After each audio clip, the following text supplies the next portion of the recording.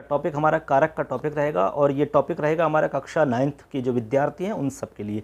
कारक क्या होता है, कारक की चिन्हों की बात हम करेंगे, कारक के चिन्ह कौन कौन से होते हैं, किस प्रकार से कारक का महत्व भाषा के अंदर होता है, ये सारी बात हम करेंगे। आज बहुत ही एक खास टॉपिक है दोस्तों, बहुत ही इंपॉर्टेंट व्याकरण का टॉपिक है। चलिए स्टार्ट करते हैं आज का ये खास टॉपिक। आज का हमारा टॉपिक है कक्षा 9th के विद्यार्थियों के लिए है और संस्कृत का टॉपिक है कारक। सबसे पहले तो हम जानेंगे कि कारक जो होता है वो कारक किसे हम कहते हैं और कारक संस्कृत में कितने होते हैं, कारक चिन्ह क्या होते हैं, कौन कौन से होते हैं, इन सब की हम बात करेंगे। चलिए कारक क्या है, सबसे पहले तो इसकी हम बता। संस्कृत के अंदर आपने देखा होगा कारक का मतलब होता है क्रियाजनकत्वम कारकत्वम, या फिर आप ऐसा समझ सकते हैं कि जिसका क्रिया के संपादन में उपयोग हो। क्रियाजनकत्वम कारकत्वम अर्थात क्रिया का जनक कारक होता है, क्रिया को उत्पन्न करने वाला कारक होता है।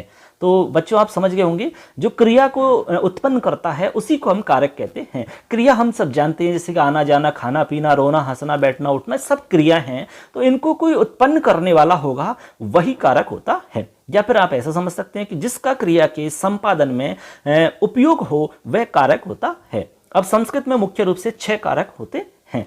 तो आप ये देखेंगे कि 6 कारक कौन कौन से होते हैं, उसके लिए हम आपको एक श्लोक बताते हैं।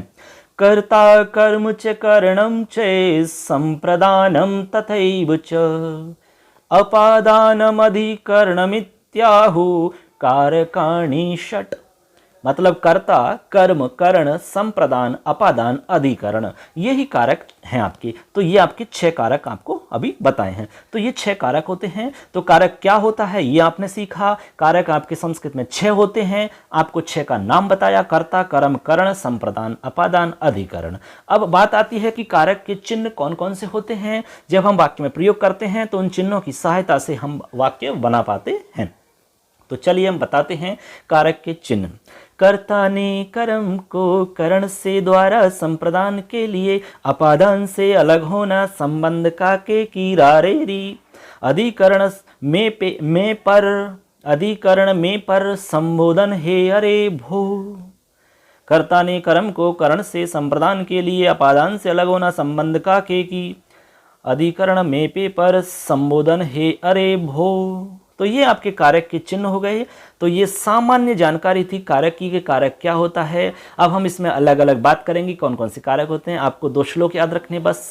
एक तो कारक का कि कारक 6 प्रकार के होते हैं, उसके लिए हमने आपको श्लोक बताया था, वो याद रखना है। और कारक चिन्ह कौन कौन से थे वो आपको याद रखना है। चलिए आज की वीडियो में इतना ही पर्याप्त है दोस्तों। चलिए मिलते हैं अगली वीडियो के साथ। तब तक जय हिंद, जय तु भारतम, जय तु संस्कृत।